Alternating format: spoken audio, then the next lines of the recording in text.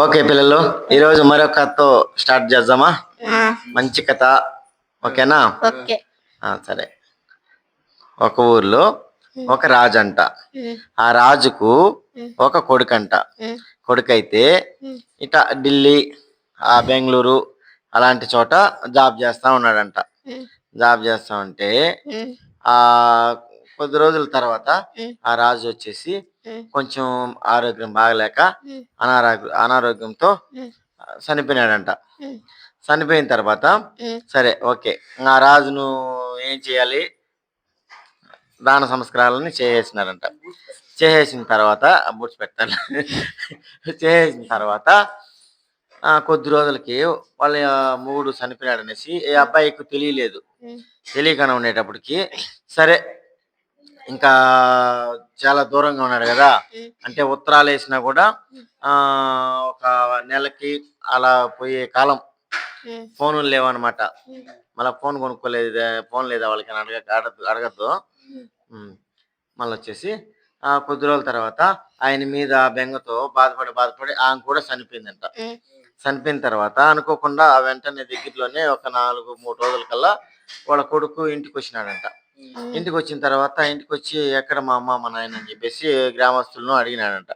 అడిగేటప్పటికి నాయన నీకు కబురు చేస్తే నీకు కబురు అందలేదు, ఇలా మీ అమ్మ మీ నాయన చనిపోయినారంటే మా నాయన చనిపోయి ఎన్ని రోజులు అయింది, మా అమ్మ చనిపోయి ఎన్ని రోజులు అయిందంటే మీ నాయన మరి 1 నెల అయిపోయింది, మీ నాయన వల్ల మీ నాయన చనిపోయినాడని ఆలోచనతోటి మీ అమ్మ కూడా మంచం బట్టి మీ అమ్మ కూడా చనిపోయింది 3 రోజులు అయింది అని చెప్పేటప్పటికి అయ్యో మా అమ్మ సమాధి ఎక్కడో చూపించండి, ఆ సమాధానం చూస్తాను నేను అని చెప్పి చెప్పేటప్పటికి తోడుకుపోయి చూపించినారంట.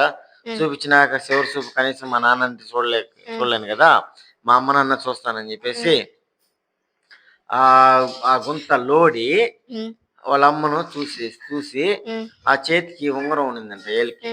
సరే మా అమ్మ జ్ఞాపకార్థంగా నేను ఉంగరం తీసుకుంటానని చెప్పేసి ఆ ఉంగరం ఎంతసేపు తీసినాడంట. తీసిన తర్వాత ఉంగరం రాలేదని చెప్పేసి ఆ ఏలాడి కట్ చేసి ఏదో ఒకటి ఇంకా కథలో దేంతో కట్ చేసి దేంతో దాంతో కట్ చేసిన తర్వాత ఆ ఉంగరం తీసుకొని ఉంగరం పెట్టుకున్నాడంట. పెట్టుకున్న తర్వాత ఆ బైక్ లో వస్తున్నాడంట. వస్తా ఉంటే ఒక ఆవు వచ్చేసి నాన్న అట ఆపు, నన్ను అటు దాకా డ్రాప్ చేయొద్దు అంటే సరే రావా ఎక్కువ అని చెప్పి బండిలో వెనక ఎక్కించుకున్నాడంట. ఎక్కించుకున్నాక ఆ ఆవు ఏం చేసిందంటే గ్రిప్ కోసం అని చెప్పేసి పడిపోతానని చెప్పేసి ఆ భుజం మీద చేసిందంట. చేసిన తర్వాత సరే ఏంది చేసినావు అని చెప్పేసి చూసినాడంట. చూసేటప్పటికి ఆ ఒక చేతికి 4 ఏళ్ళే ఉన్నాయంట. అవ్వా ఏంది నీ చేతికి 4 ఏళ్ళే ఉన్నాయి ఏంటి అంటే